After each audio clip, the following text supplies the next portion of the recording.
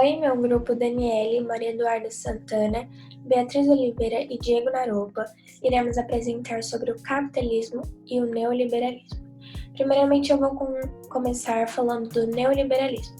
O que seria o neoliberalismo? É a defesa de maior autonomia dos cidadãos nos setores político e econômico, e logo pouca intervenção estatal. O liberalismo surgiu no século XVIII em oposição ao mercantilismo e às imposições aos trabalhadores em consequência da Revolução Industrial. Seus ideais, entretanto, foram interrompidos pelo surgimento do keynesianismo, que surgiu logo após a Segunda Guerra Mundial e pregava ideias opostas. Anos depois, o modelo do keynesianismo foi criticado, dando oportunidade para o regresso dos ideais do liberalismo econômico. Dado o contexto histórico, ele regressa no século XX com o nome de neoliberalismo. Agora que a gente sabe já um pouco do contexto, de tudo que aconteceu, vamos falar do neoliberalismo econômico. O neoliberalismo econômico teve lugar a partir da década de 70. Substituiu as medidas do modelo keynesiano, apoiando os princípios capitalistas. Com o objetivo de estimular o desenvolvimento econômico, a ênfase principal é a não interferência do Estado na economia. Os neoliberais defendem que a economia deve ser baseada no livre jogo das forças do mercado.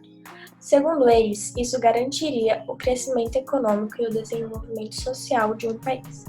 E as principais características do neoliberalismo são: privatização de empresas estatais, livre circulação de capitais internacionais, abertura econômica para a entrada de empresas multinacionais, adoção de medidas contra o protecionismo econômico, redução de impostos e tributos cobrados indiscriminadamente, e são esses. O neoliberalismo propiciou as relações econômicas internacionais. Agora, sabendo do neoliberalismo econômico, eu irei direto falar do neoliberalismo e a educação, o que eles têm, qual a ligação dos dois, né? As aspirações neoliberais surtiram efeito na educação. Isso porque a escola é vista como um mercado e também o ensino começa a ser privatizado. Surgem os cursos profissionalizantes, os quais preparavam os alunos para o mercado de trabalho, mas limitam a sua capacidade crítica. Além disso, o outro fato que corrobora o pensamento neoliberal é o maior número de aprovações de alunos, apesar da baixa qualidade de aprendizagem. Eu vou explicar um pouquinho do neoliberalismo no Brasil.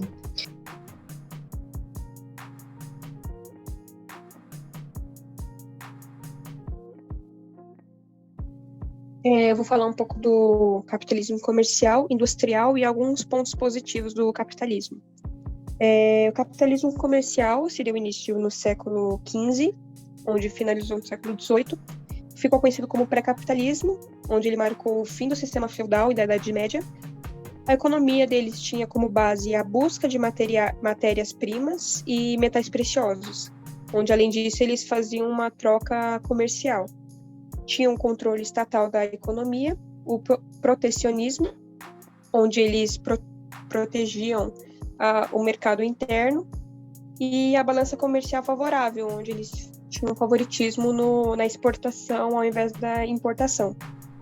O capitalismo industrial, se iniciou ainda no século XVIII e durou até o final do século XIX, onde teve o desenvolvimento dos transportes, surgimento do salário, liberalismo, tinha livre concorrências, e aí começou a surgir a classe proletariada, onde dois extremos apareceram na área profissional, que seria a burguesia industrial e os sindicatos.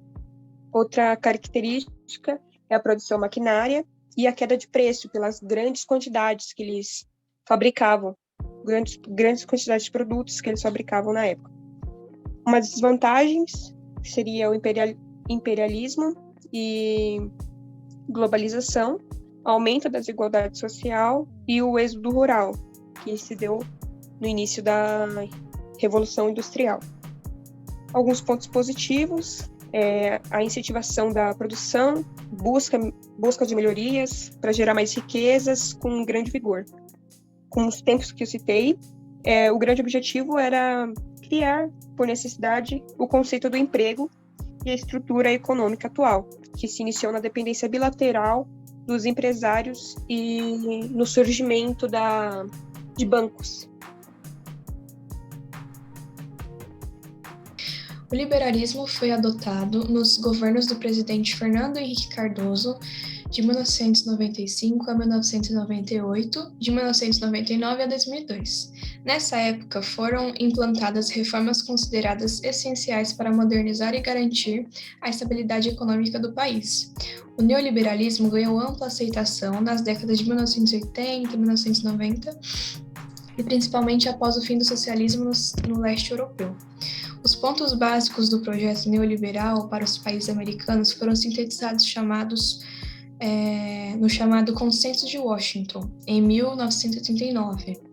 Integrantes do FML, Fundo Monetário Internacional, e do Banco Mundial reuniram-se para analisar as economias do continente, além das organizações. Eles também se reuniram os representantes dos Estados Unidos e de diversos países latino-americanos. Dessa reunião resultou um conjunto de medidas para controlar a inflação e modernizar o Estado. São elas: ajuste fiscal, redução do tamanho do Estado, a privatização, a abertura comercial, a abertura financeira, a fiscalização dos gastos públicos e fim de obras faraônicas e investimento em infraestrutura básica, a terceirização e entre outros. Uma das críticas à medida neoliberal implantada é que, apesar de estabilizar a economia, o neoliberalismo não resolve os graves problemas sociais do país. Além do Brasil, ele foi adotado nos seguintes países: Argentina, Chile, Estados Unidos, Grã-Bretanha, México, Peru, Venezuela. E o Chile foi o primeiro país neoliberal, na verdade, com o ditador Augusto Pinochet. É isso. Obrigada.